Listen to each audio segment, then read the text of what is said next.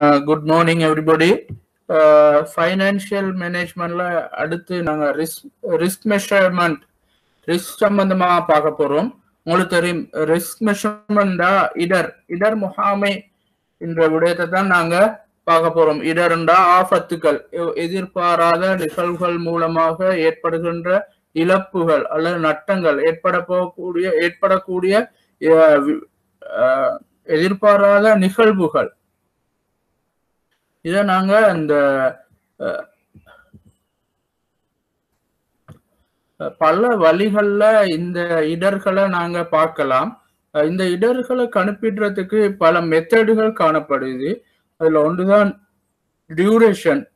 டியூரேஷன்டா எப்படி இந்த அதாவது சென்சிட்டிவிட்டி அதாவது இந்த நாங்க பொண்ட் போர்ட்போலியோ எடுத்தால் பொண்ட் பிரைஸ்ல ஏற்படுகின்ற மாற்றம், இன்ட்ரெஸ்ட் ரேட்ல ஏற்படுகின்ற மாற்றம் எப்படி பொண்ட்ல தாக்கத்தை செலுத்தும் என்ற அந்த விடயம் இது எதிர்பார்த்ததோ எதிர்பார்க்காத நிலைகளிலோ ஏற்படலாம். ஆனா சென்சிட்டிவிட்டி ஒரு இங்க எதிர்பார்க்கின்ற அல்லது அந்த விடயம் தொடர்படாது. அதாவது குறிப்பிட்ட ஒரு பொண்ட் இந்த பிரைஸ் இன்ட்ரெஸ்ட் ரேட் மாறும்போது எவ்வளவால அந்த பெருமதி வேல்யூ குறையும்ன்றத நாங்க டியூரேஷன்ல பார்க்கலாம். அதே போல இன்னொரு விடயம் தான் நாங்க பார்க்க போறோம்.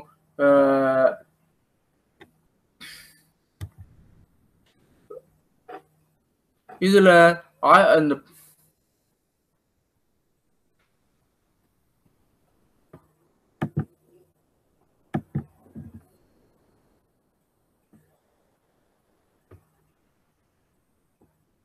கொஞ்சம் ஒரு நிமிஷம் தாங்க,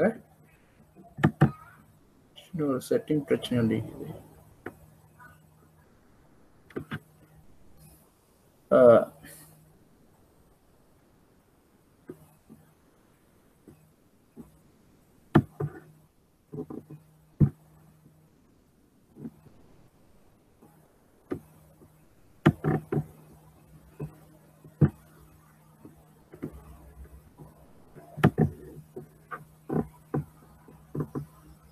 ஹிஸ்டரி வரலாறு பார்த்தா நாங்க இப்ப பார்க்க போறோம் வேல்யூவேட்ரி சம்பந்தமான ஒரு விஷயத்தை தான் பார்க்க போறோம். வேல்யூவேட்ரிஸ்கோடு தொடர்பான ஒரு விடயத்தை நாங்க பார்க்க போறோம்.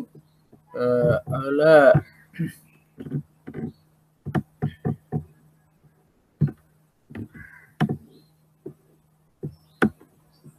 சின்ன இந்த டெக்னிக்கல் எரர் ஒன்று இருக்குது. இது அதாவது இந்த ஸ்லைட் வந்து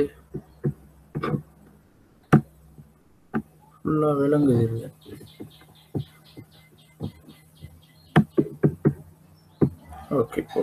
ஓகே அதாவது இந்த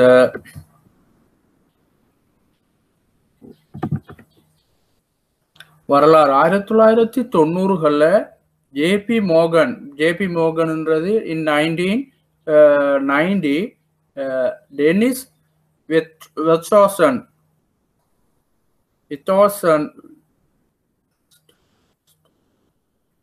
former chairman of JP Morgan, அதாவது ஜேபி மோகன் சேர்மன் வெதர்ஸ்டன் என்ன செய்யறாருண்டா, அவர் ஒரு முக்கியமான ஒரு தீர்மானத்தை எடுக்கிறாரு.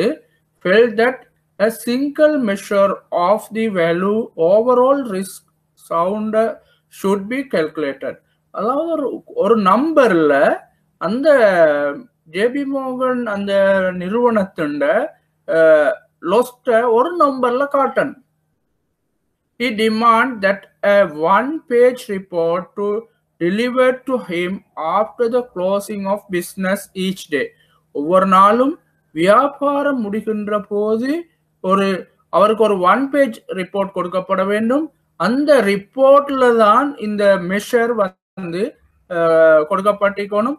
Summarizing the company's global exposure and providing a estimate of potential loss over the next 20 hours. அதாவது கம்பெனின்ற உலகளாவிய அந்த எக்ஸ்போஷரை அனலைஸ் பண்ணி அதிலிருந்து என்ன செய்யணும்னா அங்க அவங்களோட பெரிய ஒரு எக்ஸ்போஷர், அது ஜேபி மோகன்ற ஒரு பெரிய ஒரு கம்பெனி, அவங்க நிறைய இடங்கள்ல இந்த அவங்களோட முதலீடுகள் எல்லாம் செய்திருக்கிறாங்க, நிறைய பிரான்ச்சஸ் இருக்குது, அவங்களோட ஏரியா அந்த ரீஜனல் வைஸ் ஆபரேஷன் இருக்குது. அப்ப அவங்களுக்கு என்ன அவர் என்ன சொல்றாருன்னா 4:15 ஆகக்குள்ளே அவருக்கு ஒரு ரிப்போர்ட் கொடுக்கப்பட வேண்டும், 1 பேஜ் ரிப்போர்ட். அதே நேரம் அவருக்கு ஒரு நம்பர் கொடுக்கப்பட வேண்டும். அடுத்த 24 ஹவர்ல அந்த கம்பெனி எவ்வளவு மேக்சிமம் லாஸ் ஆகும், அந்த கம்பெனி அடுத்த 24 ஹவர்ல எவ்வளவு லாஸ் ஆகும்ன்றத சம்பந்தமாக ஒரு ரிப்போர்ட் கொடுக்கப்பட வேண்டும். The result was JB Morgan's famous 4:15 report. It's called 4:15. 4:15க்கு தான் ஈவினிங் 4:15க்கு அந்த report வழங்கப்படுறதுனால JB Morgan famous 4:15 report என அழைக்கப்படுகின்றது. So called because it was delivered to Wheatstone at 4:15 each day, and the beginning of an amazingly successful risk measurement tool known as value at risk. இதுதான் இந்த value at ரிஸ்க்ன்றதுக்கான ஒரு அடிப்படையாக அமைந்த ஒரு விடயமாக காணப்படுகின்றது. ஜேபி மோகன் அவங்களோட 4:15 ரிப்போர்ட் தான் இந்த வேல்யூ அட் ரிஸ்க்ன்ற விடயத்துக்கு பேஸாக அமைந்தது. ஆகவே 4:15 ரிப்போர்ட் தான் இதுக்கு மிக அடிப்படையாக காணப்பட்டது. 1990களில் ஜேபி மோகனின் முன்னாள் தலைவரான டெனிஸ் வெதர்ஸ்டோன் ஒட்டுமொத்த ஆபத்தின் அளவை கணக்கிட வேண்டும் என்று உணர்ந்தார். மொத்த ஆபத்தை கணக்கிட வேண்டும். ஒவ்வொரு நாளும் வணிகத்தை முடித்த பின் ஒரு பக்க அறிக்கை தனக்கு வழங்கப்பட வேண்டும் என்று அவர் கோரினார். நிறுவனத்தின் உலகளாவிய வெளிப்பாட்டை சுருக்கமாகவும் அடுத்த 20 மணி நேரத்தில் ஏற்படக்கூடிய இழப்புகளின் மதிப்பீட்டை தனக்கு வழங்கப்பட வேண்டும் என்றும் அவர் கோரினார். இதன் விளைவாக ஜேபி மோகனின் புகழ்பெற்ற 4:15 அறிக்கை ஒவ்வொரு நாளும் 4:15 PM மணிக்கு வெதர்ஸ்டோனுக்கு வழங்கப்பட்டதால் 4:15 அறிக்கை என அழைக்கப்படுகின்றது. மற்றும் அபாயத்தில் மதிப்பு எனப்படும் அதிசயமாக வெற்றிகரமான இடர் மேலாண்மை கருவியாக இது தொடக்கமாகும். மற்றும் அபாயத்தின் மதிப்பு இது வேல்யூ அட் ரிஸ்க்ன்றதன் அபாயத்தில் மதிப்பு வேல்யூ அட் ரிஸ்க்ன்றதன் எனப்படும் அதிசயமான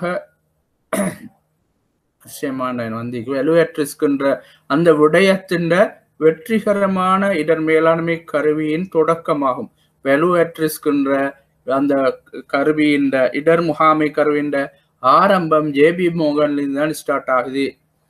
வா என்பது நிதி சொத்துக்களின் ஒரு போர்ட்போலியோ, நிதி சொத்துக்கள் என்ற பட்டியல். போர்ட்போலியோன்றது பட்டியல். இங்க நான் டிரான்ஸ்லேட் பண்ணி போட்டில்ல, நீங்க போர்ட்போலியோ என்று யூஸ் பண்ணோம், மேலும் பட்டியல் யூஸ் பண்ணோம். மேலும் பட்டியலின் மொத்த அபாயத்தை சுருக்கமாக கூறும் ஒற்றை எண்ணை வழங்கும் முயற்சி. இது பெருநிறுவன கார்ப்பரேட்ஸ் பொருளாளர்கள், கார்ப்பரேட் ஃபைனான்சியல் ட்ரெஷரர்ஸ், கார்ப்பரேட் பொருளாளர்கள் நிலைமையின வந்து ட்ரெஷரி உண்மையில கார்ப்பரேட் ட்ரெஷரி மற்றும் நிதி மேலாளர், நிதி மேனேஜர்ஸ் மற்றும் நிதி நிறுவனங்களால் பரவலாக பயன்படுத்தப்படுகின்றது. இது வந்து ட்ரெஷரி மேனேஜ்மெண்ட், ஃபைனான்ஸ் மேனேஜ்மெண்ட் மற்றும் நிதி நிறுவனங்களால் பரவலாக பயன்படுத்தப்படுகின்றது. குறிப்பிட்ட நேரத்தின் போது எதிர்பார்க்கப்படும் இழப்பை சில நிகழ்தகவுகளில் பெரும்பாலும் 1% அல்லது 5% வா கூறுகின்றது. ஆகவே value at risk at some probability often 1 or 5% the expected loss during a specified time period.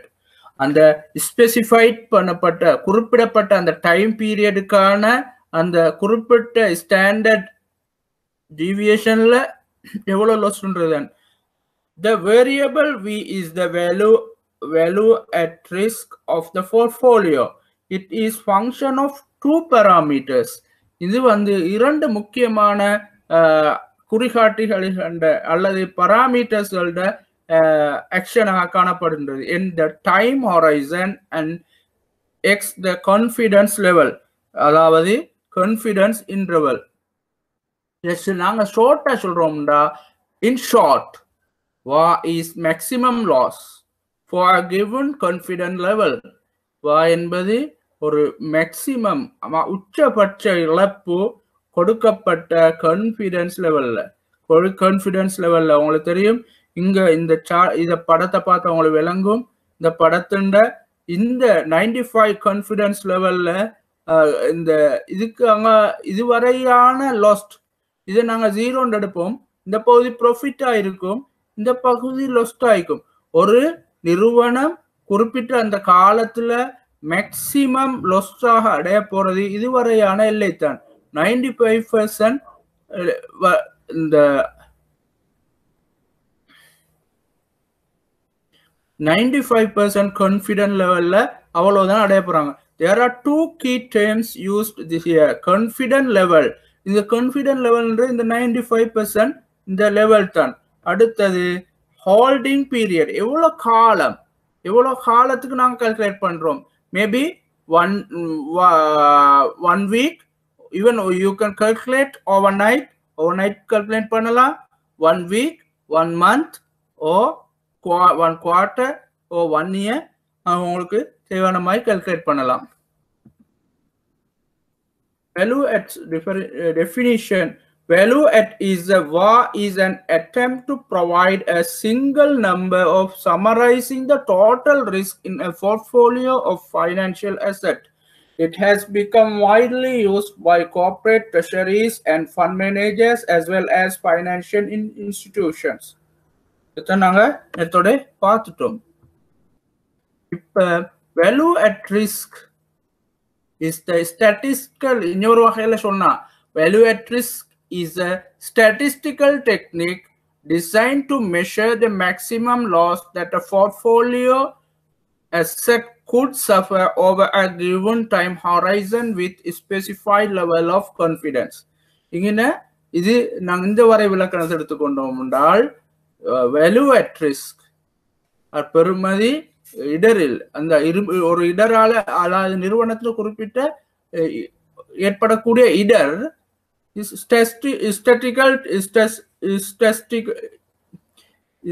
statistical techniques designed to measure the maximum loss that a portfolio of asset could suffer over a given time period.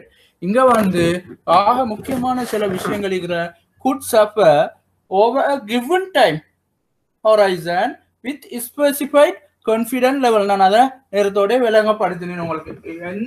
அதாவது அந்த டயக்ராம்ல இடது பகுதியில அந்த குறிப்பிட்ட confidence level வரும் வரைக்குமான பகுதியை அது குறிப்பிடுது. அதோட value at risk was originally used to measure market risk. பொதுவா இது மார்க்கெட் ரிஸ்க், அந்த சந்தை பெறுமதியில ஏற்படுகின்ற அந்த தாக்கத்தை கால்குலேட் பண்றது தான் பெரும்பாலும் இது யூஸ் பண்ணப்பட்டது. மார்க்கெட் சந்தை பெறுமதியில் ஏற்பட்டது. It has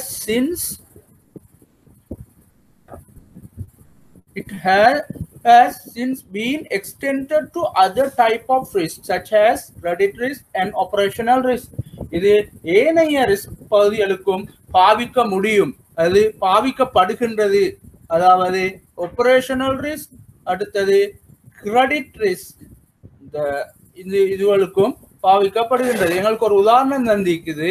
Suppose that it is determined that a 100 million portfolio could potentially lose 20 million or more once every 20 trading days. 20 trading daysல அந்த போர்ட்ஃபோலியோ 100 மில்லியன் போர்ட்ஃபோலியோ ஆனது மேக்சிமமாக லூஸ் பண்ணக்கூடிய அளவு ஆக கூட லாஸ்ட் ஆகலாம் $20 million. $20 million. The VaR of this portfolio equal 20 million with that 95 level of confidence. 95 level of confidence ல ஆக maximum last ஆகக்கூடிய அளவு for a given 20 days period is 20 million. அதான் சொல்லுது 20 trading days. நாங்க இது 20 days வார நேரம் அல்லது 22 வார நேரம் 1 month கூட இதை கன்சிடர் பண்ணலாம். 95% of the time losses are less than 25 million. இது என்ன சொல்ல வருதுன்னா, நாங்க இன்வெஸ்ட் பண்ணிக்கிறோம் 100 million, within 1 month அந்த 100 million இன்வெஸ்ட்மெண்ட் 20 million குறைய முடியும். அதாவது 80 million ஆகலாம். 80 million ஆகலாம். நாங்கள் இன்வெஸ்ட் பண்ண அந்த 100 million within 20 days can reach to 80 million. Maximum, அதாவது இந்த மேக்ஸிமம் 20 மில்லியன் தான். இந்த 95% சான்ஸ் என்னண்டா, ஒரு மாதத்துக்குள்ள அந்த போர்ட்போலியோ லாஸ் ஆகக்கூடிய மேக்ஸிமம் அளவு 20 மில்லியன் என்ற விடயத்தை தான் நீங்க சொல்லுது. ஆகவே இந்த டெயில் பகுதி, இந்த வால் பகுதி என்ன சொல்லுதுண்டா, இந்த லாஸ்ட் 20 மில்லியன் லாஸ்ட் இதை விட கூடலாம். அதுக்கான சான்ஸ் வந்து 5%.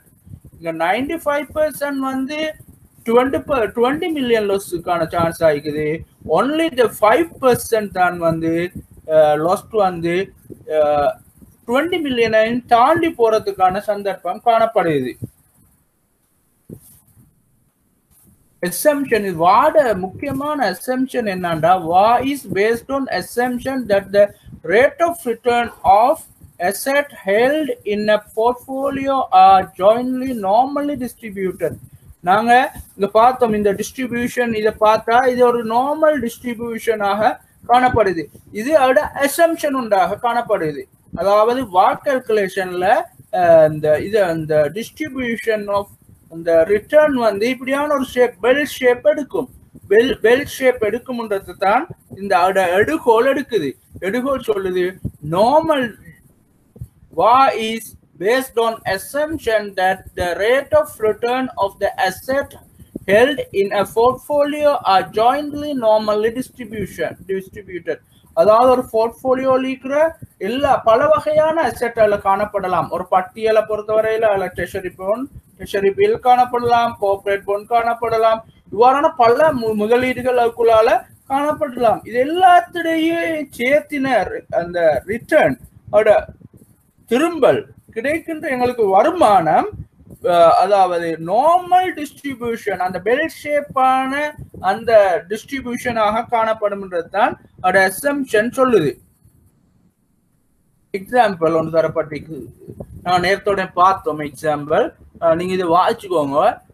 இதுல நான் திரும்ப விளங்கப்படுத்த டைம் எடுக்க விரும்பல, ஜஸ்ட் நான் ரீட் பண்ணி கொண்டு போறேன். நீங்க இதை வாசிச்சவங்களுக்கு விளங்கும். எடுத்துக்காட்டா 100 மில்லியன் போர்ட்போலியோ ஒரு வாரத்தில் 5% நிகழ்தகவில் 1.3% வாவை கொண்டுள்ளது.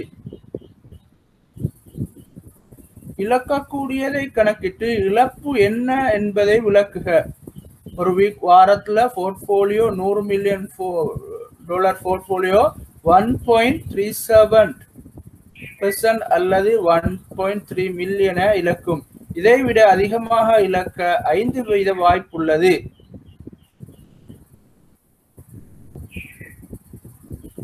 At the 5% possibility over 1 week, therefore இதை விட அதிகமாக இழக்க 5% வாய்ப்பு. அதாவது 95% வாய்ப்பு என்னண்டா, இந்த லாஸ்ட் வந்து 1.37 மில்லியனை விட குறைவாக இருப்பதற்கான வாய்ப்பு தான் 95% காணப்படுது. நாங்க இந்த வா கால்குலேஷன் பிறகு பார்ப்போம். முக்கியமான நன்மைகள் என்ன? capture an important aspect of risk in a single number. அதாவது ரிஸ்க் அந்த இடர ஒரு நம்பர்ல தருது. அப்போ ஒரு நிறுவனத்துக்கு இது மிக ஈஸி ஆயிக்கும், ஈஸி டு அண்டர்ஸ்டாண்ட். இவ்வளவு லாஸ் தான் வரும். எங்களுக்கு குறிப்பிட்ட காலத்துல நாங்க 100 மில்லியன் இன்வெஸ்ட் பண்ணோம் என்றால் within 20 working days we are losing 20 million. இது எங்களுக்கு easy to understand. It's a single number.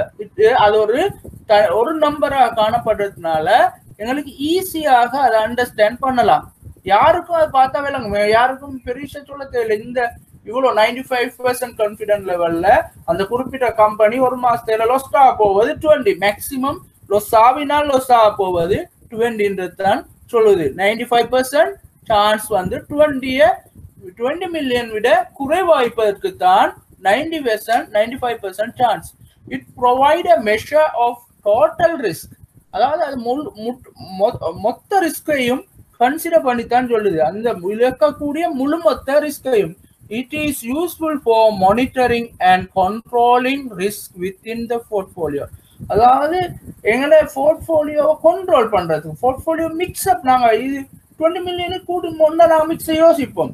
அது ஒரு பெஞ்ச் மார்க்காக காணப்படுது. ஈஸியாக அதான் எங்களுக்கு போர்ட்ஃபோலியோ கண்ட்ரோல் பண்ணலாம், போர்ட்ஃபோலியோ மானிட்டர் பண்ணலாம். மானிட்டர் பண்றதுக்கு ஒரு ஃபேக்டர் தானே. எங்கட நாங்க வாவை கால்குலேட் பண்ணா எவ்வளவு வருது, வா நாங்க பெஞ்ச் மார்க்கை விட கூட வருதுன்னா நாங்க இவ்வாறான டிசிஷன் எடுக்கணும் என்ற பல விஷயங்கள் இந்த விடயத்துல காணப்படுது. It can measure risk of many type of financial securities.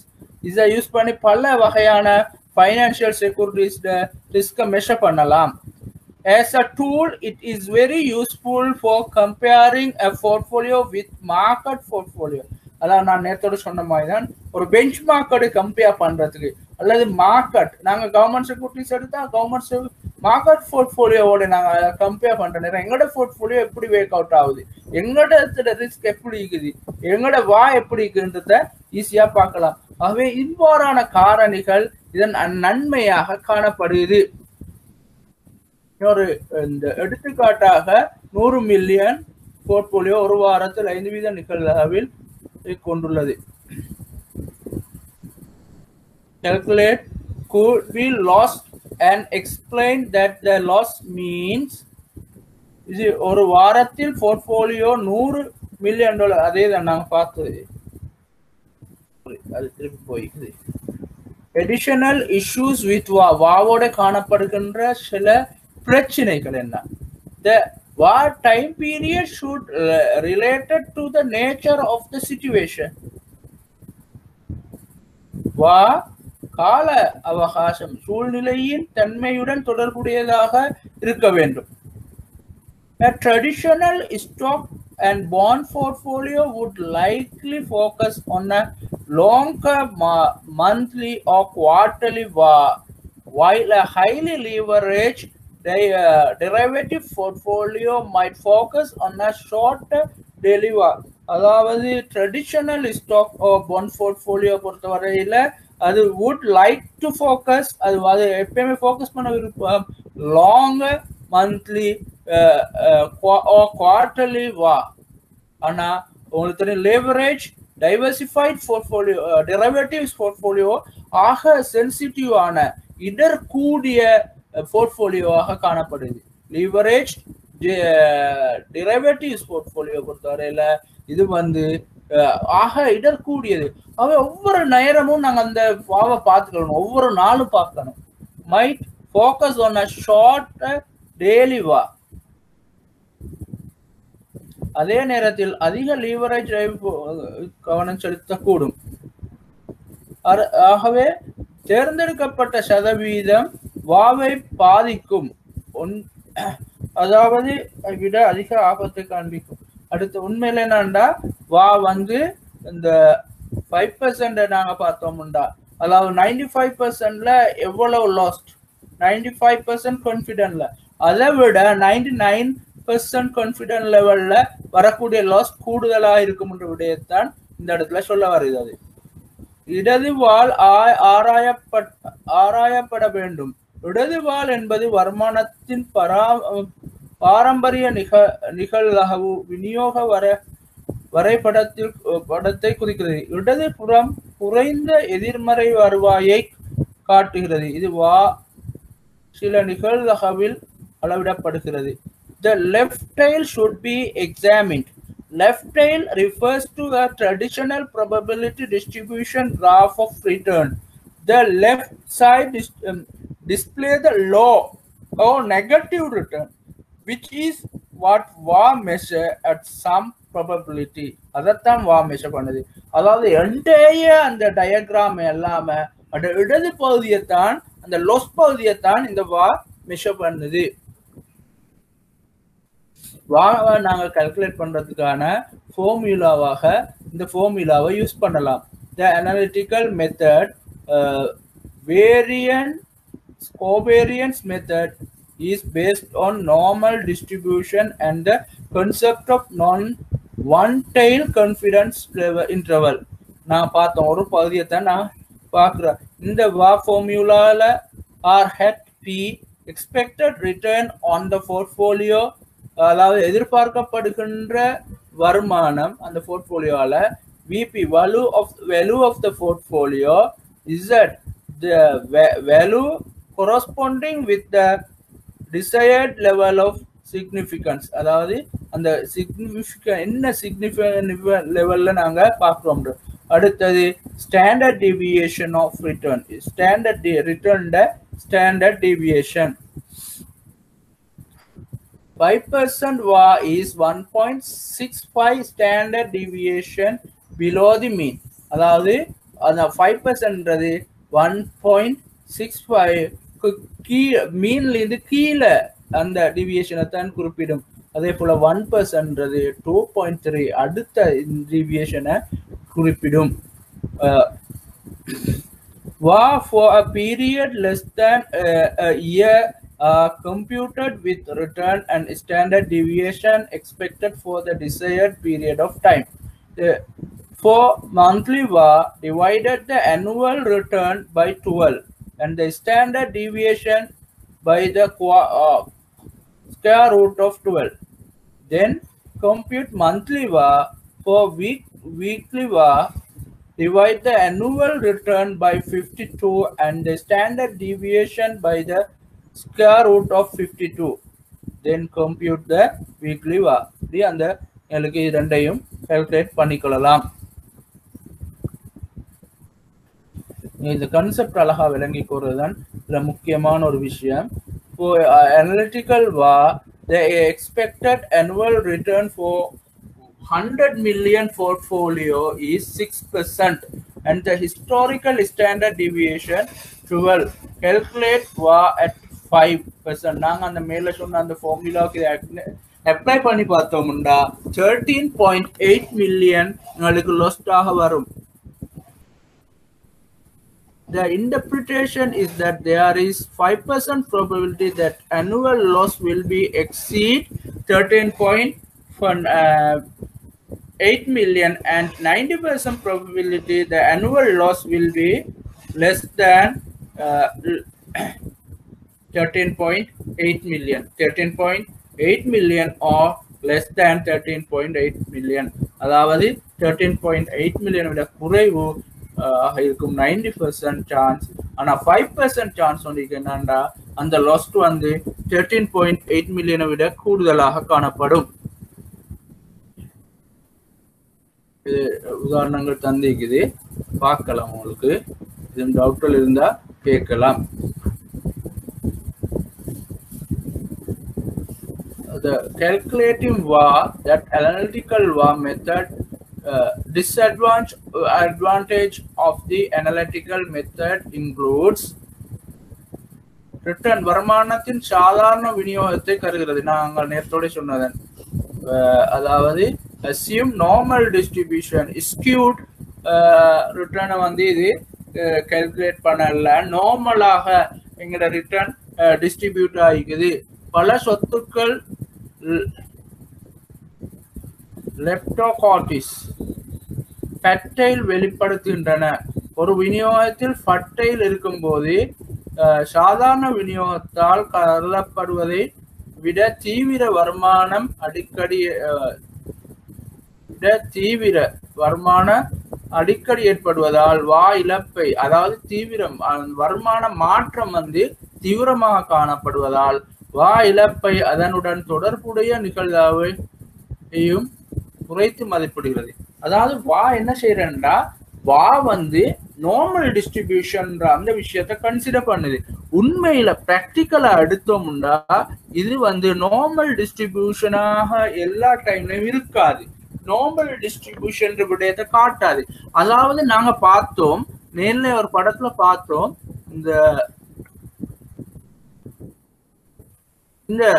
இந்த படம் காட்டுது என்னன்னா நார்மல் டிஸ்ட்ரிபியூஷன் காட்டுது. ஆனா இந்த என்ன சொல்றதுன்னா இந்த லொஸ்ட் வந்து இந்த நார்மல் டிஸ்ட்ரிபியூஷன் இருக்காது. இது வந்து பெட்டைல், அதாவது இடர் வந்து லொஸ்ட் வந்து கூடுதலாக காணப்படலாம். அதாவது சில ஷேர் மார்க்கெட் எடுத்துக்கொள்வோமே, ஷேர் மார்க்கெட்ல இந்த நாங்க நினைக்கிற மாதிரி இப்படியான ஒரு ஷேப்ல பெல் ஷேப்ல தான் டைரக்டா நீக்க முடியும் சொல்ல இயலாது. ஏன்னா வேரிஸ் பிளக்சுவேஷன் வந்து டிஃபரெண்ட் ஆகலாம், வேற வேற ஃபேக்டர்ஸால அது டிஃபரெண்டான இதை காட்டலாம். அவ்வாறு காட்டுகின்ற போது அந்த இந்த பகுதி வந்து இப்படி ஒரு ஷேப் ஒரு நார்மல் டிஸ்ட்ரிபியூஷனாக காணப்படாது, மாற்றமா அது வேரியாக காணப்படும். இங்க இந்த டெய்லும் வந்து இந்த ஸ்மூத் ஷேப்ல காணப்படாம சில நேரம் இப்படி ஒரு டெய்லாக வரவும் மேலும், அல்லது இப்படி இப்படி கீழே வந்து திரும்ப மேலே போகக்கூடிய ஒரு ஷேப்பையும் கொண்டிருக்கலாம். அதுதான் அந்த ஃபெட்டைல் என்ற விஷயத்த சொல்லுது.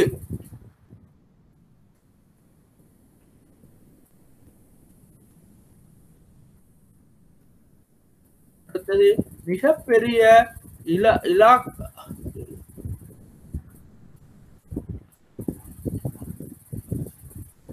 the difficulty of estimating standard deviation for very large portfolio in இலாக்காக்களில் நேரம் போர்ட்ஃபோலியோன்றதுதான் நாங்க இலாக்கா பெரிய இலாக்கான்னு தான் இருக்குது.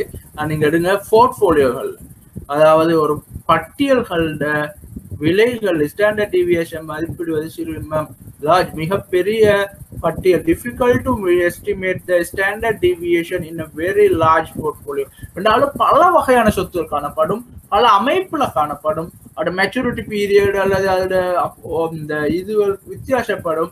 அடுத்தது ஆப்ஷன் சீக்கும் டிரைவேட்டிவ் சீக்கும் அதுக்குள்ளால இதுவோட இதை நாங்க சில ஆப்ஷன்ஸோட இருக்கும், கால் ஆப்ஷன், புட் ஆப்ஷன், அப்படி இல்லாட்டி வேற வேற கண்டிஷன்களோட அந்த போர்ட்ஃபோலியோ காணப்படும். இவ்வாறான சந்தர்ப்பங்கள்ல இதை மெஷர் பண்றது டிஃபிகல்ட்டாக அல்லது அந்த தருகின்ற பெருமானம் ரிசல்ட் வந்து ஒரு இந்த உண்மையான தன்மையை வெளிப்படுத்தாத ஒரு நிலை காணப்படும். ஆகவே இங்க நான் குறைபாடாக சொல்றது மிகப்பெரிய போர்ட்ஃபோலியோகளுக்கு பயன்படுத்துறது சிக்கலான பல தன்மை கொண்ட இதுகளுக்கு பயன்படுத்துறது கஷ்டமாயிக்குது. அடுத்து நாங்க நார்மல் டிஸ்ட்ரிபியூஷன் எடுத்துக்கிறோம், உண்மையில அது நார்மலாக பெல் ஷேப்ல காணப்படும் சொல்லலாது, மாற்றமாக அந்த டிஸ்ட்ரிபியூஷன் வித்தியாசமாக காணப்படுகின்ற நேரம் ஃபெட்டைல் ஏற்படும். அந்த இடங்களை எங்களுக்கு நாங்க கவனமாக பார்க்கணும் என்ற அல்லது ஃபெக்டைல் காணப்படுகின்ற போர்ட்ஃபோலியோவை பொறுத்தவரையில இந்த கண்டிஷன் இந்த வந்து உண்மையில பிராக்டிக்கலாக காணப்படாது. அது மேலையும் அதே தான் சொல்லுது. கால்குலேட்டரின் வாவை வந்து பல மெத்தடுகள்ல கால்குலேட் பண்ணலாம். ஒன்று ஹிஸ்டாரிக்கல் வா மெத்தட்னு ஒன்று இருக்குது. ஹிஸ்டாரிக்கல் வா மெத்தட் historical VA method வந்து estimate VA is sometimes referred as the historical simulation method. அது வந்து VA வந்து அந்த VA வந்து historical simulation method ன்னு நாங்க சொல்வோம்.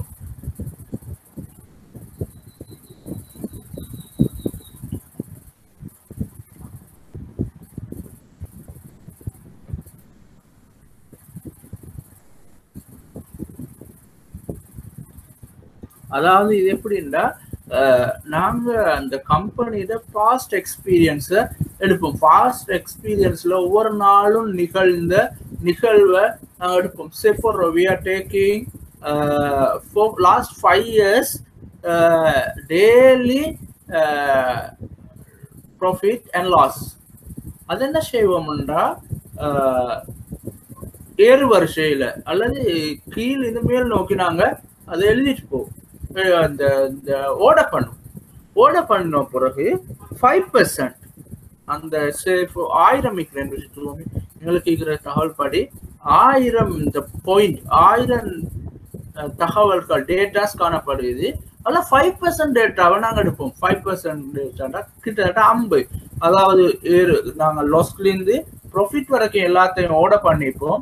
ஆகவே ஆக கூடின லாஸ்ட்லேருந்து 5 ஆக கூடின 5% வரையான லொஸ் நாங்க ஷேப்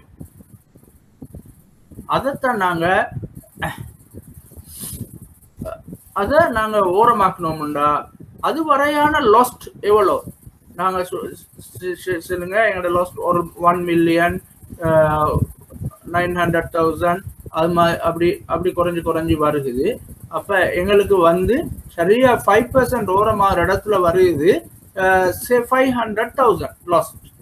அப்ப எங்களோட அந்த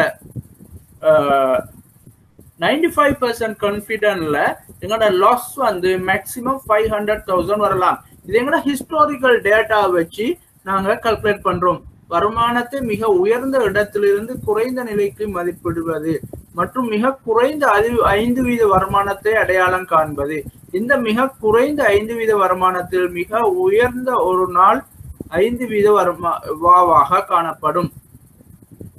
அதுல அந்த மிக குறைந்த 5% வருமானத்தில் மிக உயர்ந்தது ஒரு நாள் வாவாக காணப்படும். The highest of these lowest 5 of returns. இந்த 5% மிக குறைந்த 5% வருமானத்துல மிக உயர்ந்தது. இப்ப இங்க நல்லா விளங்கிக் கொள்ள வேண்டிய என்ன விஷயம்டா, மிக குறைந்த 5% வருமானத்துல மிக உயர்ந்தது. 2 லாஸ்ட் இருக்குது. 2 லாஸ்ட் அந்த ஒன்று இருக்குது 500,000 300,000. இந்த இடத்துல எது மிக உயர்ந்த வருமானம் உண்டா? குறைந்த லாஸ் தான். 300,000 தான் எங்களுக்கு மிக உயர்ந்த வருமானம். ஏன்னா 500,000 லாஸ் பகுதி அது லாஸ்ட் கூடுதலா இருக்குது. வருமானம் பாக்குற நேரம் வருமானம் மிக குறைவாக காணப்படுது. 300 லாஸை விட 500 லாஸ்ன்றது மிக கூடிய லாஸ்டாக காணப்படுது. ஆக வருமானம் பார்க்குற நேரம் மிக குறைந்த வருமானமாக நாங்க சொல்லுவோம். அதாவது நாங்க 10 ரூபாய் பிளஸ் 10 ரூபாய் வருமானமும் 5 ரூபாய் வருமானத்தை எடுத்தோம்னா குறைந்த வருமானம் 5 ரூபான்னு எங்களுக்கு தெரியும். அதே போல அப்படி அது பின்னோக்கி வரும் 0 ஆனதுக்கு அதை விட குறைந்ததாக வரும். அதே போல -1 5 விட குறைவு. -2 வருமானம் -2 வருமானம்ன்றது -1 வருமானத்தை விட குறைவு. அதான் விஷயத்தான் இந்த இடத்துல இது சொல்ல வருது. இங்க எங்களுக்கு தரப்பட்டிருக்குது historical VA. You have accumulated 100 daily return for the 100 million portfolio. After ranking the return from highest to lowest, you identify the lowest 5 returns. இது எங்களோட 0019 0025 34 961 இப்படின்னு இதுதான் highest loss. ஆனா highest return என்று வர நேரம் இதுதான் எங்களோட highest return. Calculate daily 5% significant using historical method. ஆகவே இந்த இடம் இந்த 0 எங்களோட மேக்ஸிமம் லாஸ் ஆக வரலாம். 95% சான்ஸ் இருக்குது 0.019க்கு குறைவான லாஸ் வரதுக்கான சான்ஸ் தான் 5% காணப்படுது. 95% காணப்படுகிறது. 5% சிக்னிஃபிகன்ட் லெவல்ல 95% chance lost will be 0.00 below 0.0019. அதான் நாங்க கவனமா வச்சுக்கணும். இது ஆர்டர் பண்ணி தரப்பட்டிருக்குது.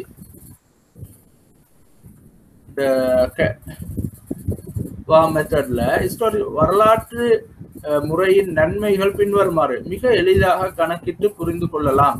எனக்கு தெரியும் நாங்கள் ஆர்டர் பண்ணி எங்களோட ரிட்டர்ன்ஸ் எல்லாம் ஆர்டர் பண்ணி கடைசியாக இருக்கிற அந்த ஆர்டர்ல கீழே கேட்கிற அந்த 5% நாங்கள் வேற ஆக்கி எடுப்போம். வருமான விநியோகத்தை அனுமானிக்கவில்லை. இங்க easy to calculate, does not assume a return distribution. அடுத்தது தொழில்துறை வழக்கத்திற்கு ஏற்ப மாறுபட்ட கால அவகாசங்களை பயன்படுத்தலாம். Can be applied to different time period according to industry custom, அதாவது இண்டஸ்ட்ரிகளுக்கு ஏற்ப அதுக்கு நேச்சருக்கு ஏற்ப மாறுபட்ட காலங்களை பயன்படுத்தலாம் இந்த கால்குலேஷன்ல. த பிரைமரி டிஸ்அட்வான்டேஜ், வரலாற்று வருவாயின் வடிவம் எதிர்காலத்தில் மீண்டும் நிகழும் என்று அனுமானமாகும். அதாவது நாங்க இப்ப இங்க எடுக்கிற ஹிஸ்டாரிக்கல் வேல்யூ அட் ரிஸ்க்ல நாங்க எடுக்கிறோம் என்னன்னா, பாஸ்ட் பாஸ்ட் ரிட்டர்ன் எல்லாம் எடுத்து, பாஸ்ட் வருமானங்கள் எல்லாம் எடுத்து அதை நாங்க ரேங்க் பண்ணி அதுல இருந்து தான் கடைசி எடுக்கிறோம். அது என்ன சொல்ல வருதுன்றா, நான் எங்களோட முன்னைய வருமானம்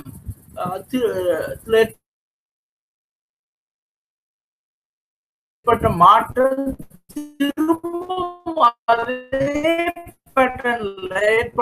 எடுக்கப்படுது. இது ஒரு பெரிய ஒரு குறை.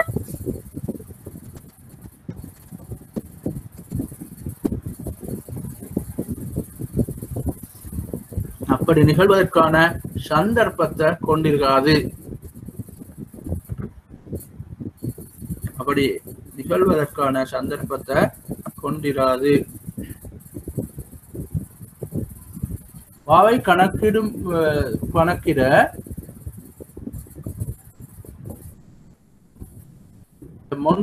அடுத்த மொண்டோகார்லோ முறை குறிப்பிட்ட உள்ளீடுகளின் நூற்றுக்கணக்கான ஆயிரக்கணக்கான உலைகளை உருவாக்க மொண்டோகார்லோ முறை கணனி மென்பொருளை பயன்படுத்தினது. இந்த மொண்டோகார்லோ என்னன்னா, சாஃப்ட்வேரை பயன்படுத்தி 100 and 1000 of possible outcome for the distribution of inputs specified by the user.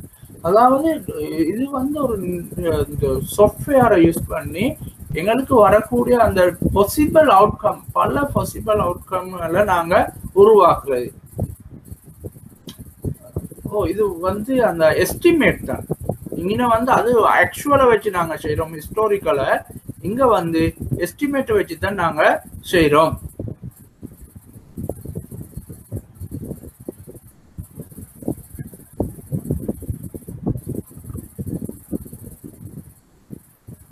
Give me 1 minute.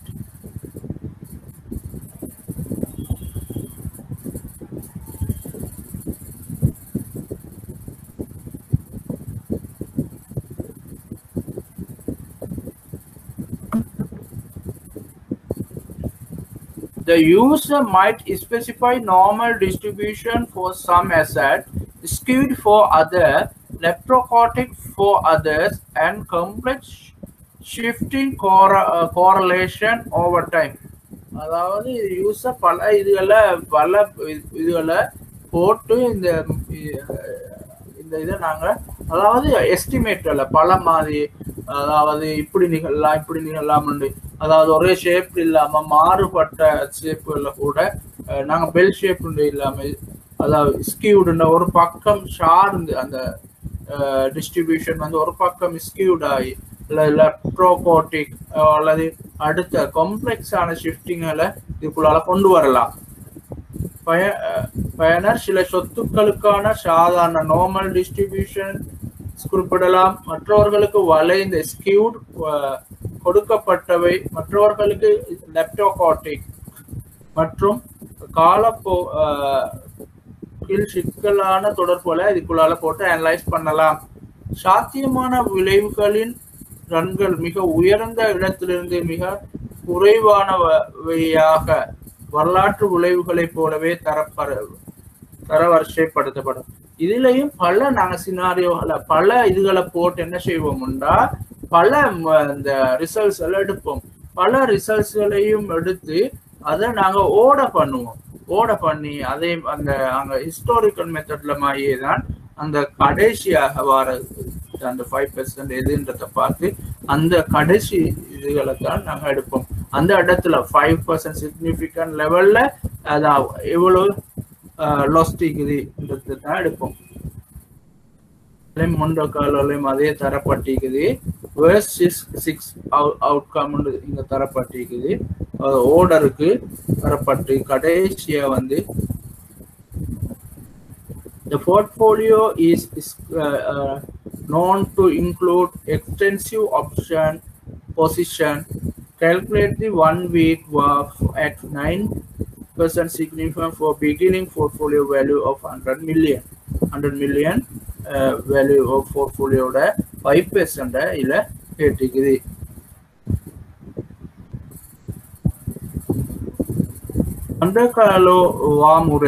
அண்டகாலோ முறையின் முதன்மை நன்மை அதன் முதன்மை குறைபாடாகும். வருவாய் முறைகள் தொடர்பாக மற்றும் பிற காரணிகள் தொடர்பாக எந்த ஒரு அனுமானங்களையும் இது இணைக்க முடியும். அதாவது இந்த மன்றோ காலோல என்னன்னா நன்மைனா என்ன, எப்படியான வருமானங்களையும் உள்ளுக்கு கொண்டு வரலாம் அதுக்குள்ளால. ஏன்னா அது கம்ப்யூட்டர் பேஸ், எங்களுக்கு தேவையான மாதிரி போட்டு மாற்றி போட்டு பார்க்கலாம்.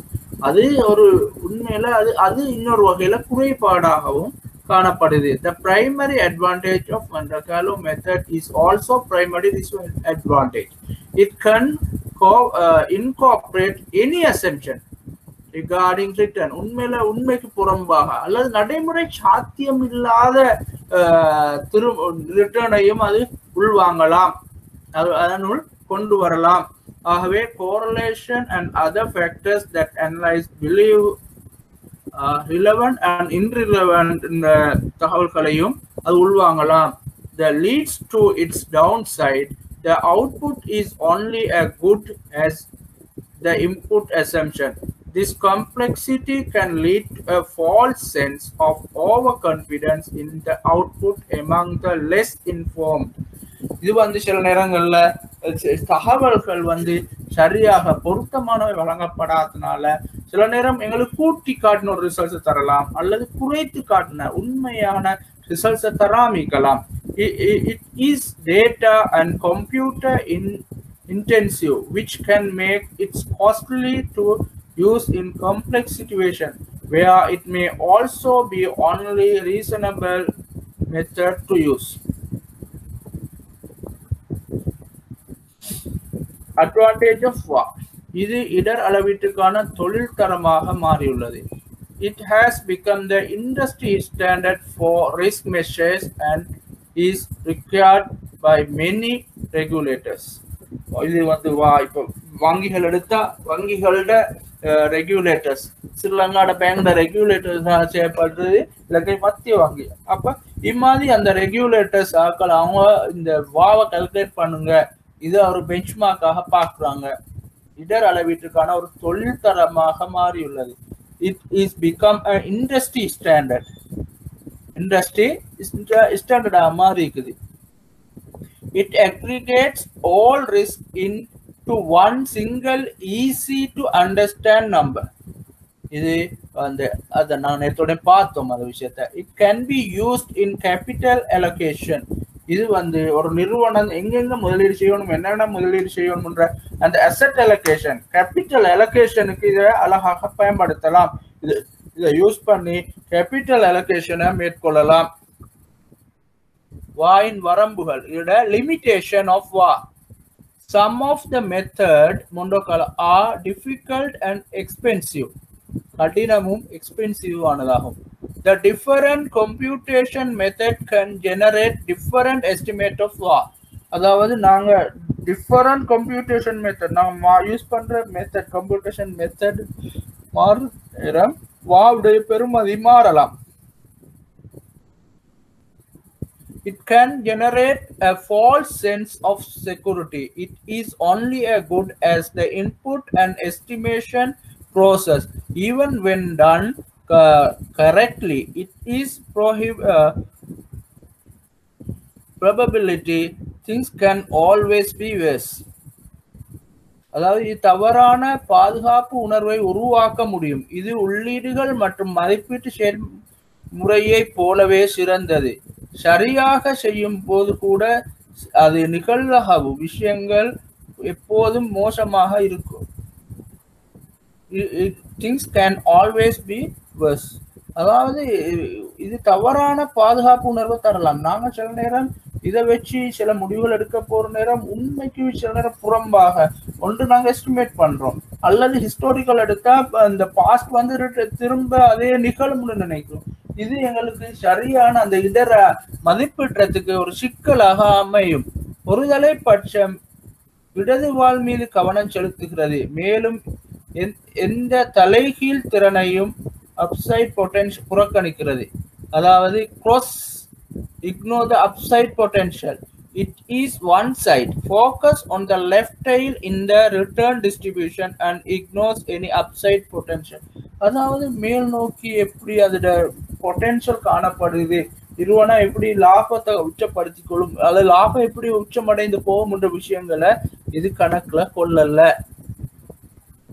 நாங்க அடுத்த விஷயமாக போறோம் stress testing. Stress testing is often employed as a complement to VA. Stress testing என்ற வந்து வாவுக்கான ஒரு பதிலீடாக நிரப்பியாக என்று தந்திருக்குது பயன்படுத்தப்படுகின்றது.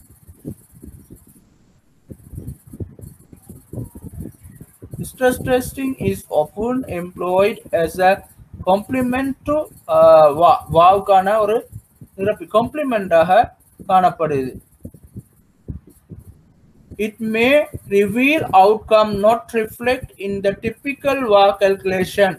இது வழக்கமான VA கணக்கீட்டில் பிரதிபலிக்காத விளைவுகளை வெளிப்படுத்தக்கூடும். For example, the manager might use the historical standard deviation in estimating VA, and if nothing unusual occurred during the measurement period, the estimated VA will be reflect only normal circumstances. அதாவது நாங்க வெளிப்படுத்தக்கூடும். எடுத்துக்காட்டாக இது வழக்கமான VA கணக்கீட்டில் பிரதிபலிக்காத விளைவுகளை வெளிப்படுத்தக்கூடும். எடுத்துக்காட்டாக மேலாளர் வாவை மதிப்பிடுவதில் வரலாற்று நிலையான விளைவுகளை பயன்படுத்தலாம். மேலும் அளவீட்டு காலத்தில் அசாதாரணமானது எதுவும் ஏற்படவில்லை என்றால் மதிப்பிடப்பட்ட VA சாதாரண சூழ்நிலைகளை மட்டுமே பிரதிபலிக்கும். Stress testing is just an extreme scenario. அழுத்த சோதனை என்பது ஒரு எக்ஸ்ட்ரீம் சினாரியோவாக காணப்படுகிறது.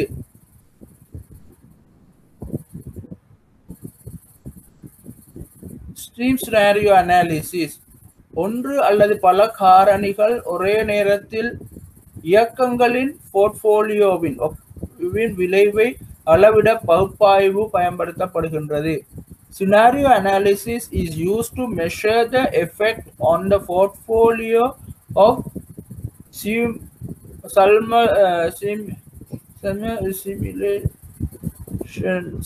movement in one or several factors.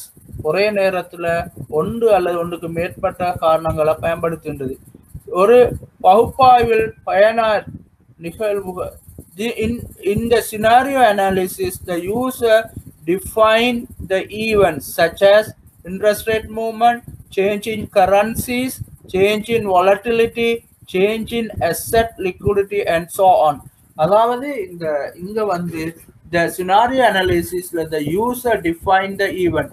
User அதை பாவிக்கிறாள், அதை பயன்படுத்துறாள் தான் அந்த டிஃபைன் பண்ணுவாரு. டிஃபைன் த ஈவென்ட், என்ன நிகழ்வு நடக்கும், என்ன விடயம்ன்றத அவர் டிஃபைன் பண்ணுவாரு. இன்ட்ரெஸ்ட் ரேட் மூவ்மெண்ட் அல்லது சேஞ்ச் இன் கரன்சிஸ், எக்ஸ்சேஞ்ச் ரேட்ல ஏற்படுற மாற்றம், சேஞ்ச் இன் வாலட்டிலிட்டி, மார்க்கெட் வாலட்டிலிட்டியில எப்படியான மாற்றம் ஏற்படும், சேஞ்ச் இன் அசெட் லிக்விடிட்டி என்ன நடக்கும், லிக்விடிட்டி. ஆகவே இது வந்து சினாரியோ. இந்த நிலைமைகள் உண்மையில நாங்க அங்க இந்த வாழை பார்த்தது வரலாற்று நிகழ்வுகளை வச்சு என்ன நடக்கும்ன்றது.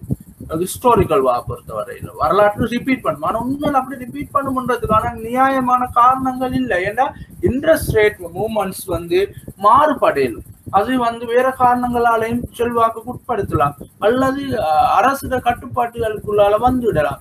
சேஞ்ச் கரன்சி ரேட் கூட அப்படித்தான் நாங்க எதிர்பார்க்கிற அதே பேட்டர்ன் நடக்காது. மற்றும் குறிப்பிட்ட நிகழ்வுக்கு முன்னும் பின்னும் போர்ட்போலியோவின் மதிப்பை ஒப்பிடுகிறது. And compare the value of the portfolio before and after the specified event. அந்த ஒரு ஈவெண்ட் சினாரியோ அனாலிசிஸ் என்ன செய்யும்னா, அந்த சினாரியோ நாங்க இன்புட் பண்ணி அதை அனலைஸ் பண்ணி பார்க்குற நேரம் அதுக்கு முந்தி போர்ட்போலியோ எப்படி இருந்துச்சு, அது பிறகு எப்படி ஒரு போர்ட்போலியோ எங்களோட போர்ட்போலியோட பெருமதி அல்லது போர்ட்போலியோ நிலைமை எப்படி மாறும்ன்ற விடயங்களை காட்டும். ஆகவே இவ்வாறான விடயங்களை காட்டுற நேரம் இவ்வாறான நிகழ்வுகள் நடந்தா இப்படி வரும்னா எங்களுக்கு விளங்கும் எப்படியான டிசிஷன் எடுக்கணும், என்ன அந்த போர்ட்போலியோல என்ன அட்ஜஸ்ட்மெண்ட் செய்யணும்ன்ற தகவல், அந்த பட்டியல்ல என்ன மாற்றங்களை கொண்டு வரணும்ன்ற விடயங்கள் எங்களுக்கு வரும்.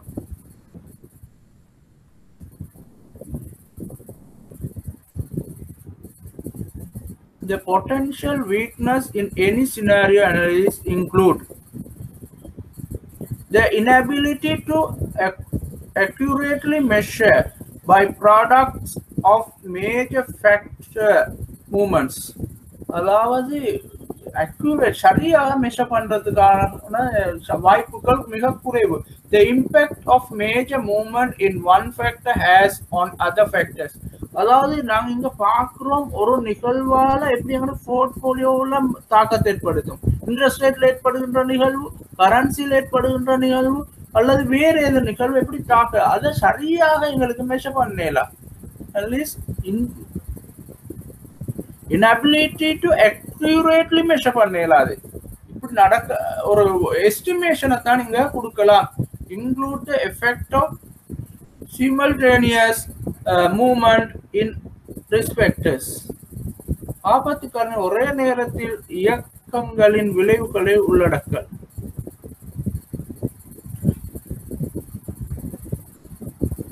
weakness in any scenario. பல காரணிகளை நாங்க ஒருக்களை உள்ளடக்குறது அந்த கணிப்பிடும் போது. From of scenario forms of scenario analysis, stylized scenario, the analyst change one or more risk factors to measure the effect on the portfolio rather than having the manager select risk factors. Some stylized scenario are more like industry standard. சில இந்த scenario வந்து industry ஸ்டாண்டர்டை தான் follow பண்ணுவாங்க. இருக்குது மேனேஜருக்கு, அதாவது அதை முகாமை செய்யறவருக்கு தேவையான மாதிரி மாற்றி பார்க்கலாம் அல்லது செலக்ட் பண்ணி பார்க்கலாம். Such scenario help managers avoid the oh no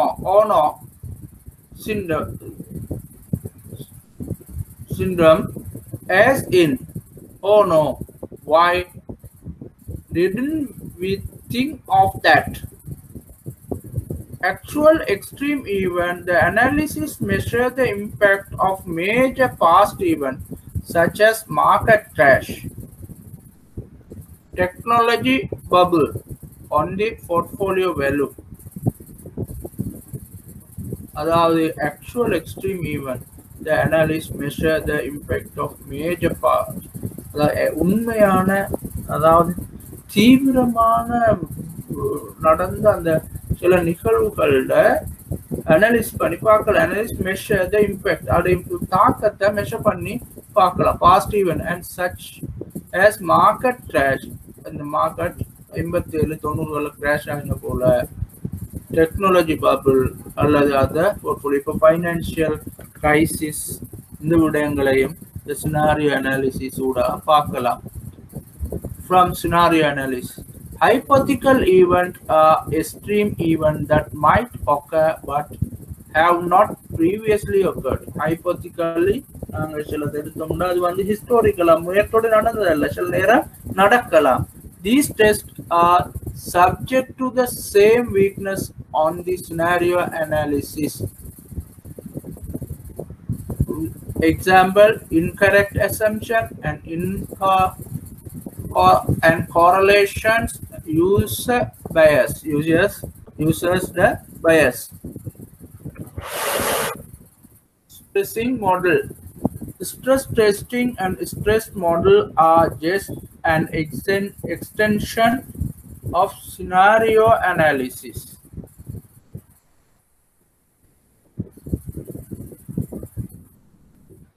நாங்க இந்த இடத்துல இப்ப ஸ்ட்ரெஸ் டெஸ்டிங் வர இவ்வளவு நேரம் சினாரியோ அனாலிசிஸ் சம்பந்தமாக நாங்க பார்த்தோம். ஒரு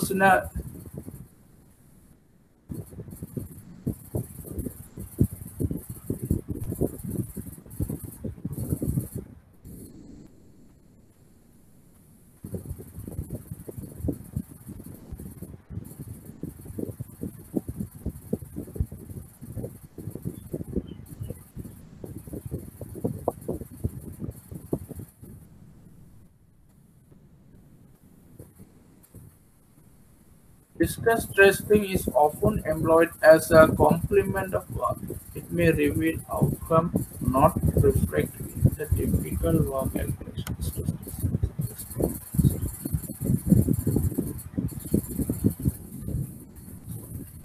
Scenario analysis is used to measure the effect of on the portfolio in simultaneous movement one or more factors that ஒரே நேரத்தில் நிகழ்கின்ற மூவ்மெண்ட்ஸை வச்சு தான் நாங்கள் அதை பார்க்குறோம். Scenario analysis potential weakness is பார்த்தோம்.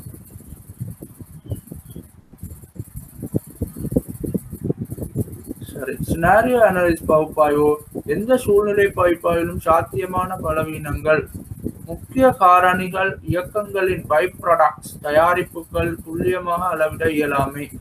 Scenario analysis include the inability to accurately measure byproducts of major factor movements. அதாவது குறிப்பிட்ட அந்த ஃபேக்டர்ஸ்ல ஏற்படுகின்ற மூவ்மெண்ட்ஸால வெளியாகின்ற கிடைக்கின்ற பை ப்ராடக்ட்ஸை எங்களுக்கு மெஷர் பண்ணலாம் இருக்குது. The impact a major movement in one factor has on other factors. ஒரு ஃபேக்டர்ஸ்ல ஏற்படுகின்ற மூவ்மெண்ட்ஸ் இன்னொரு ஃபேக்டர்ஸ்ல தாக்கத்தை செலுத்தலாம். Include the effect of simultaneous movement in risk factors.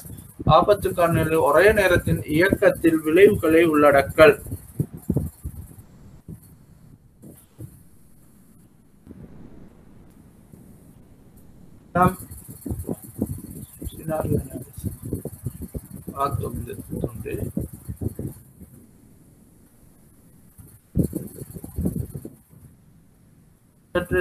Stress testing and stress testing model are just an extension of scenario analysis focused on adverse outcome. அதாவது stress testing and stress testing model மாதிரியும் அந்த மாடலும் நாங்க என்ன மாடலை use பண்றோம் அதுக்காக just an extension of scenario analysis. Scenario analysis இருந்து வளர்ந்து போன அடுத்த ஒரு இதுதான் stress testing and stress testing model focusing on adverse outcome. அதாவது மோசமான விளைவை ஃபோக்கஸ் பண்ணுது. Stress test can be done as factors push analysis in simple stress test where the analyst pushes factors to the most disadvantageous combination of possible circumstances and measures the resulting impact on the portfolio. The factors push analysis in a simple stress testing ஒரு அதாவது சாதாரண ஒரு stress டெஸ்டிங்ல காரணிகள் push பண்ணுது. where the analyst push factors to most disadvantages combination of possible circumstances and measures the resulting impact on the portfolio. அதாவது அந்த இதோட combination possible ஒவ்வொரு அந்த நிகழ்வுகள் நிகழக்கூடிய சூழ்நிலைகள் அந்த possible measures the resulting impact on the portfolio. போர்ட்ஃபோலியோல என்ன இம்பாக்டை கொண்டு வரும்ன்றத மெஷர் பண்ணுது. ஆகவே factors push analysis is simply stress test where the analyst push the factors to the most disadvantages. Maximum loss optimization uses more sophisticated mathematical and computer model to find this worst combination of factors. The maximum loss optimization uses more sophisticated mathematical and computer அதாவது கணக்கியல் அல்லது computer based மாடலை இங்க use பண்ணப்படுது. அதாவது maximum loss optimisation அதாவது ஆக உச்ச இடரை கணிப்பிடுறதுக்கு லொஸ்ட்டை கணிப்பிடுறதுக்கு யூஸ் பண்ணப்படுறது சொஃபிஸ்டிகேட்டட் மெத்தமெட்டிக்கல் அதாவது மெத்தமெட்டிக்கல் அண்ட் கம்ப்யூட்டர் மாடல். அதை கம்ப்யூட்டர் மாடல் அல்லது மேத்தமெட்டிக்கல் மாடலை யூஸ் பண்ணித்தான் வேர்ஸ் காம்பினேஷன் ஆஃப் ஃபேக்டர்ஸ்லேருந்து எப்படியான லாஸ்ட் வரலாம் ஆக மேக்ஸிமம் லாஸ் வரக்கூடிய இதை கண்டுபிடிக்கப்படுது. Worst case scenario is worst case the analyst think is likely to occur. அதாவது வேஸ்ட் கேஸ் சினாரியோன்றது ஒரு அனலிஸ்ட் திங்க் பண்றாரு, இவ்வாறான ஒரு வேஸ்ட் கேஸ் சினாரியோ நிகழலாம் என்ற விடயத்தை இது குறிப்பிடுது. சில क्वेश्चंस இருக்குது, நீங்க செஞ்சு பார்க்கலாம்.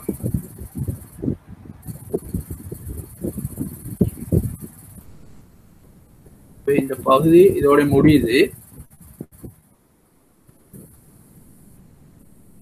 நாங்க இந்த கவர் பண்ணின விஷயங்களை நாங்க கொஞ்சம் ரீகேப் பண்ணோம்னா,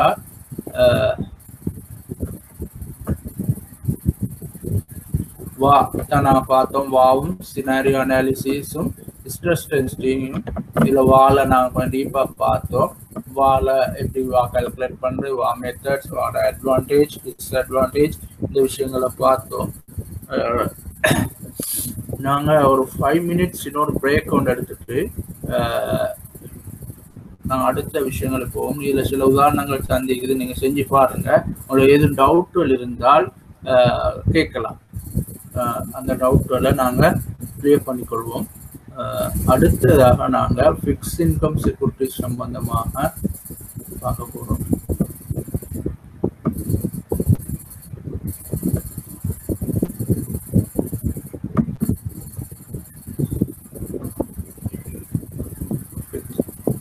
இன்னொரு பிரேக் உண்டு, 5 minutes நினைக்கிறேன். எங்க டைம் இஸ் நாட் பெர்மிட்டட்.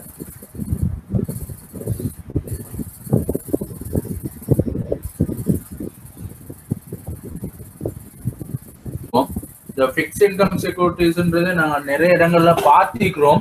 நான் நினைக்கிறேன் இதை டீப்பா பார்க்க தேவையில்லை, ஓவராலா பார்த்துட்டு போனா போதும். அந்த ஓவராலா இந்த மேலோட்டமா பார்த்துட்டு போனோம்னா போதும் நினைக்கிறேன். What is FIs? ஒரு முதலீடு குறிப்பிட்ட காலத்துக்கு நிலையான வருமானம் மற்றும் முதிர்ச்சியில் முதலீட்டை திரும்ப தரதான். Return in the form of fixed periodic payments. அதாவது குறிப்பிட்ட கால நிலையான வருமானம். and the eventual return of principal at maturity. அதாவது அந்த முதிர்ச்சி அடைகிற நேரம் அது அந்த பிரின்சிபல் வந்து எங்களுக்கு திருப்பி கிடைக்கும். இதுதான் கொம்மனாக அந்த எஃப்ஐஎஸ்க்கு யூஸ் பண்ணப்படுகின்ற வரைவிலக்கணம். சிலது மாறுபட்டதாயிருக்கலாம், சில வித்தியாசங்கள் காணப்படலாம். இங்க வந்து நான் கொமனை தான் சொல்றோம். Example 5% fixed rate government bond where $1,000 invested annually till maturity எங்களுக்கு 50% கிடைக்கும், $50 கிடைக்கும். at the maturity 50 கிடைக்கும், 100,000 கிடைக்கும். அந்த மெச்சூரிட்டி டேட்ல அந்த காலப்பகுதிக்கு இன்ட்ரெஸ்டும் சேர்த்து கிடைக்கும். இதுதான் அந்த ஃபிக்ஸ் வாட் இஸ் ஃபிக்ஸ் இன்கம்ன்றதுக்கான சாதாரணமாக கொடுக்கப்படுகின்ற அல்லது சாதாரணமாக சொல்லப்படுகின்ற விடயங்கள். பட்டாத ஃபிக்ஸ் இன்கம் செக்யூரிட்டிஸ். நிலையான வருமான பத்திரங்கள் என்பது ஒரு வகை கடன் கருவியாகும். இது பாதுகாப்பு, நிலையான வட்டி செலுத்தல் மற்றும் முதிர்ச்சியை அடையும் போது அசல் திருப்பி செலுத்துதல் போன்ற வடிவங்களில் வருமானத்தை வழங்குகிறது. கருவிகள், இந்த கருவிகளை பொறுத்தவரையில உங்களுக்கு தெரியும், நான் நேரத்தோட பார்த்த மாதிரிதான் நிலையான வருமான பத்திரம் என்பது ஒரு வகை கடன் கருவியாகும். ஒரு கடன் கருவி. இது பாதுகாப்பு, நிலையான, இது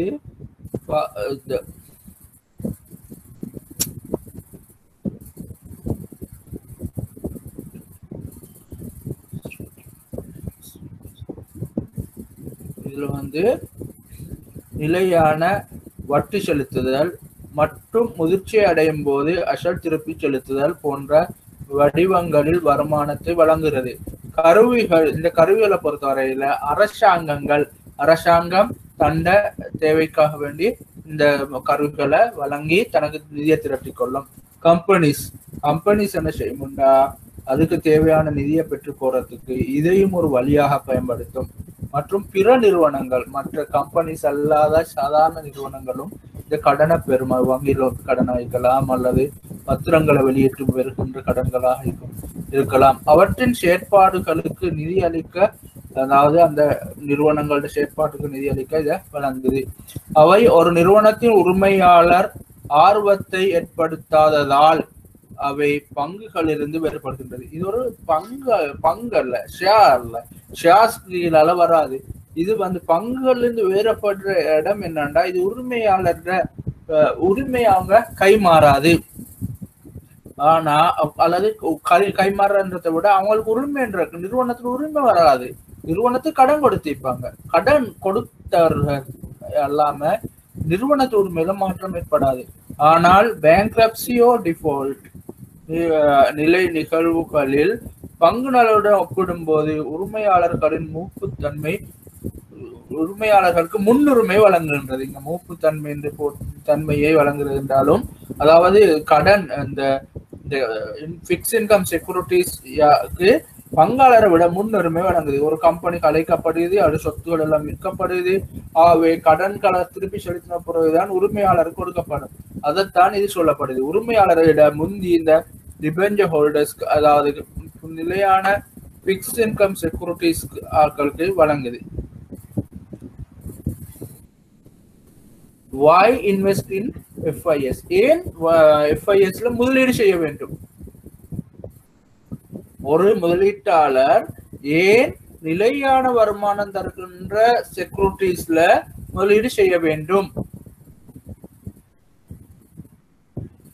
போர்ட்போலியோ பல்வகைப்படுத்தல் நோக்கம் என்னண்டா, இடர்களை குறைக்கிறது. போர்ட்போலியோவில் உள்ள நிலையற்ற தன்மையை குறைக்க உதவுகிறது. வெவ்வேறு முதிர்வுகள், வெவ்வேறு ஆபத்து வெளிப்பாடுகள். அதாவது போர்ட்போலியோ டைவர்சிஃபை பண்ற நேரம் ஒரு போர்ட்போலியோ என்ன நடக்குதுன்னா, ஷேர்ஸ்ல மட்டும் நாங்க இன்வெஸ்ட் பண்ணியிருந்தோம்டா, ஷேர் மார்க்கெட் டவுன்டா எங்களுக்கு வருமானம் வராது, எந்த வருமானத்தையுமே தராது, அல்லது இந்த வருமானம் லொஸ்ட் ஆயிக்கும். அதே நேரம் அந்த கம்பெனி மூடிப்பட்டா அதோட முடிஞ்சிடும்.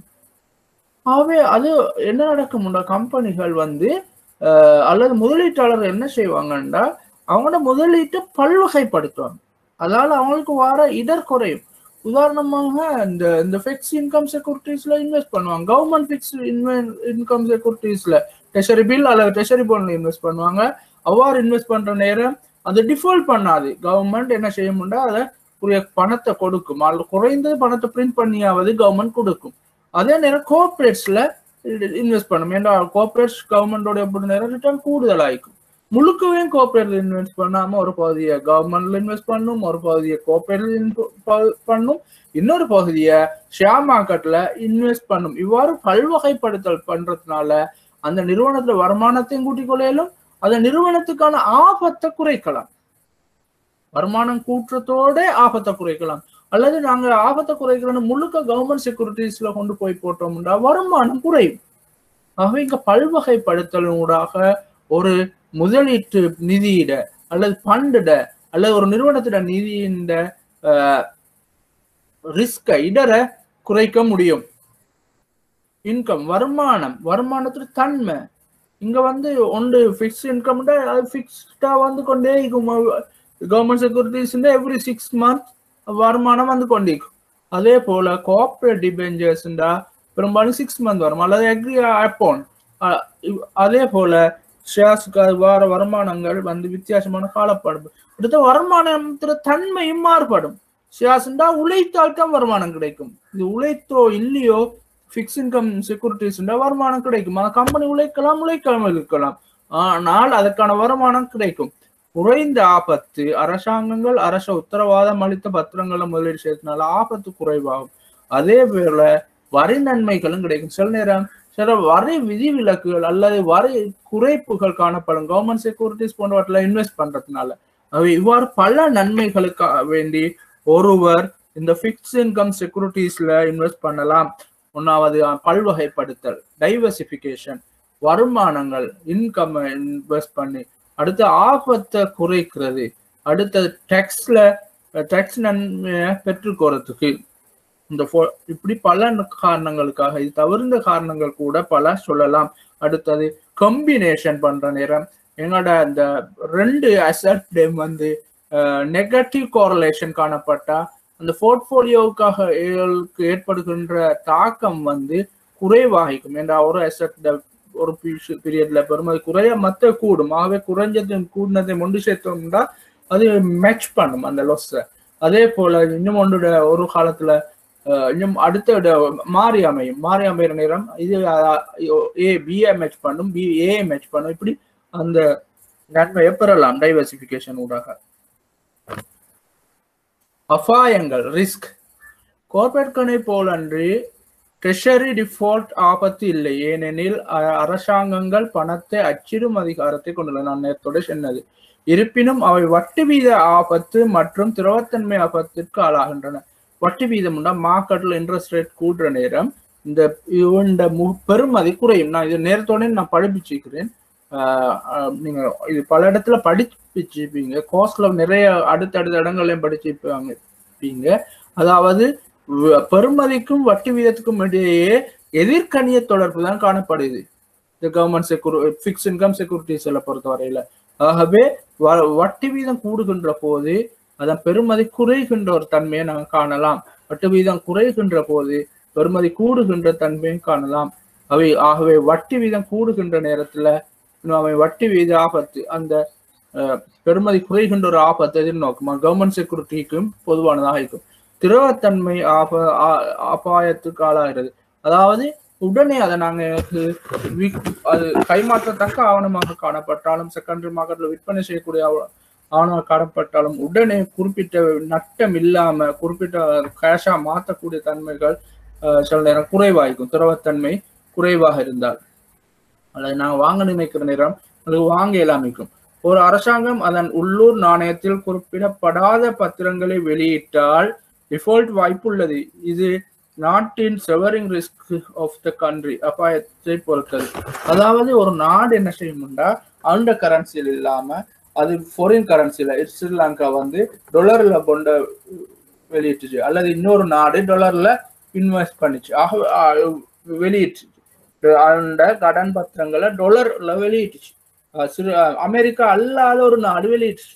ஆனா அந்த நாட்டுக்கு டொலரை அச்சிடுற அதிகாரம் இல்லை. யுஎஸ் டாலரை அச்சிடுற அதிகாரம் இல்லை. யுஎஸ் டாலரை அச்சிடுற அதிகாரம் யுஎஸ்க்கு தான் காணப்படுது.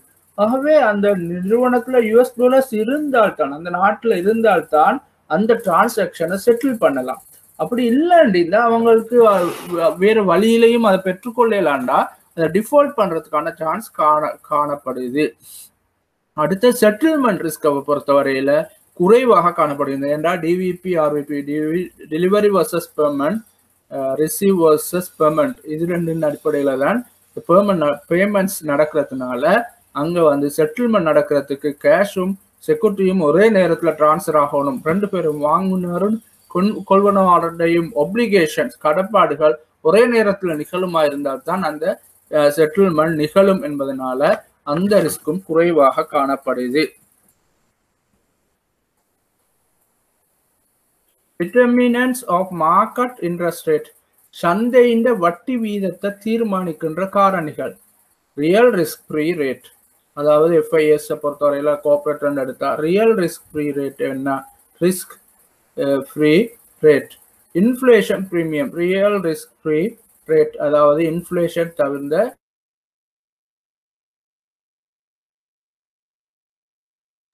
ரேட். ரிஸ்க் பெரும்பாலும் கவர்மெண்ட் செக்யூரிட்டிஸை தான் இந்த ரிஸ்க் ஃப்ரீ ரேட்டுக்கு எடுப்பாங்க. இன்ஃப்ளேஷன் பிரீமியம், இன்ஃப்ளேஷனுக்கான பிரீமியம் என்ன? ரியல் ரிஸ்க் பிரீமியம்ன்றதுல வந்து ரியல் ரேட் ஆஃப் ரிட்டர்ன்டா அதுல வந்து இன்ஃப்ளேஷன் ஆட்டப்பட்டதாக இருக்கும்.